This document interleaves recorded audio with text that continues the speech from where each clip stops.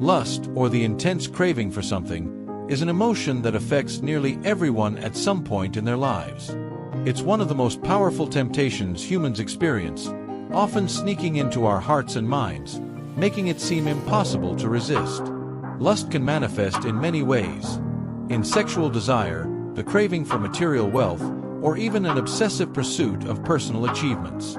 While these desires are not inherently bad, they become problematic when they begin to control us, shaping our decisions and actions. In today's society, it is easy to become consumed by lust. With the rise of social media, consumerism, and constant exposure to images that provoke desire, we are continuously bombarded by what we are told we need or deserve. Advertisements showcasing the perfect life or the perfect body reinforce the idea that we should constantly be striving for more, which feeds into our lustful cravings. But why does this happen? Why do humans, despite understanding the negative consequences, often succumb to such powerful temptations? At its core, lust is a form of hunger. It's the yearning for something that promises happiness or fulfillment, be it physical pleasure, wealth, or status. The problem occurs when these desires shift from being occasional temptations to dominating our thoughts and actions.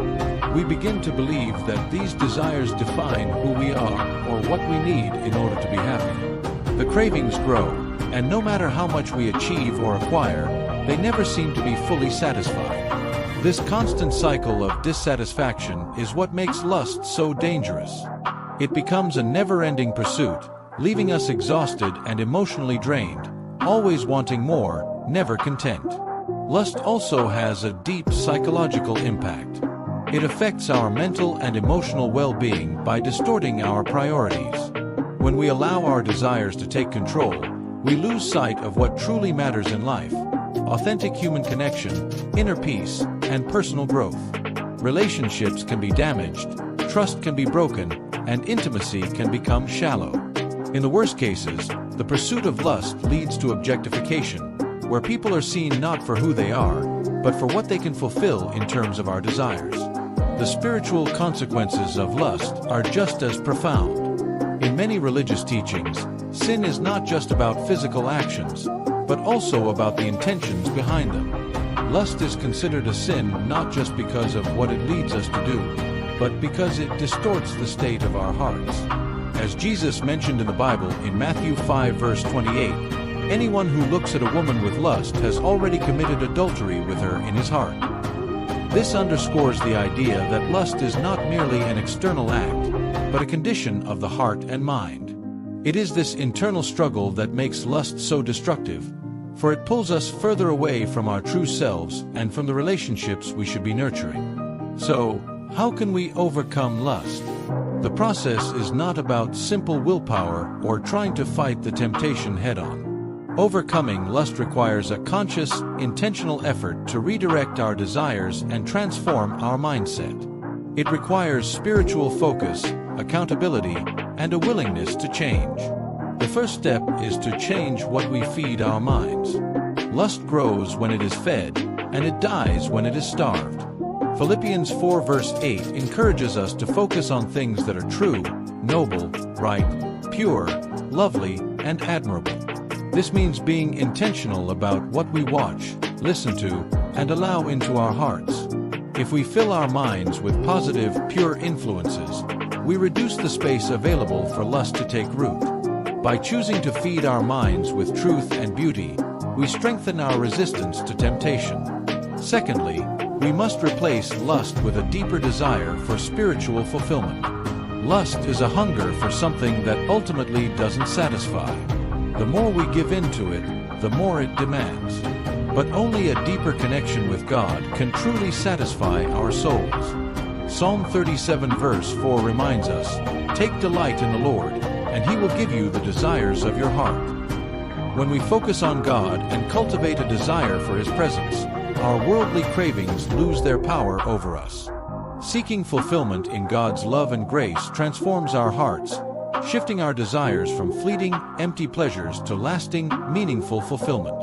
Another critical step is to flee from temptation rather than fight it.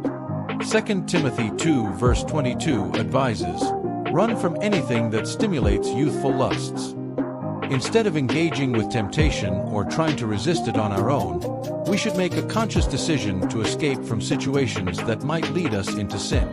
Whether it's avoiding certain places, activities, or even conversations, we must actively protect ourselves from falling into the traps of lust. This proactive approach makes it much easier to resist than if we were to wait until we're in the midst of temptation. Finally, we cannot fight lust alone. Temptation thrives in secrecy, but when we expose it, it loses its power. James 5 verse 16 encourages us to confess your sins to each other and pray for each other so that you may be healed. Accountability is essential. Finding a trusted friend, mentor, or accountability partner who will pray with us, support us, and keep us on track can make a world of difference in overcoming lust.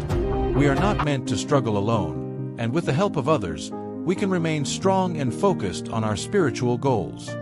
One powerful story from the Bible that illustrates the victory over lust is that of Joseph and Potiphar's wife. Joseph, a young man working in Egypt, was faced with a direct temptation when his master's wife attempted to seduce him. Rather than give in, Joseph ran from the situation. He didn't sit around trying to resist or debate with his desires. He ran. This powerful action speaks volumes about how we should approach lust. Don't try to fight it on your own, run away from it. Joseph's decision to escape wasn't just about protecting himself from sin, but it was also a declaration of his integrity and faith. His story shows us that sometimes the best way to defeat lust is to make the conscious choice to flee.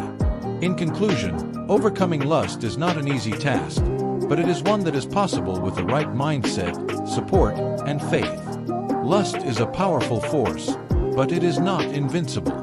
By changing what we feed our minds, replacing our desires with a longing for spiritual fulfillment, avoiding temptation, and seeking accountability, we can break free from the cycle of lust. Victory over lust is not about perfection, but about progress.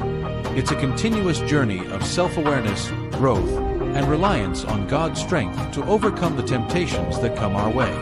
Stay focused, stay strong, and run toward the freedom that comes from living a life aligned with your true desires, those that bring lasting joy and peace.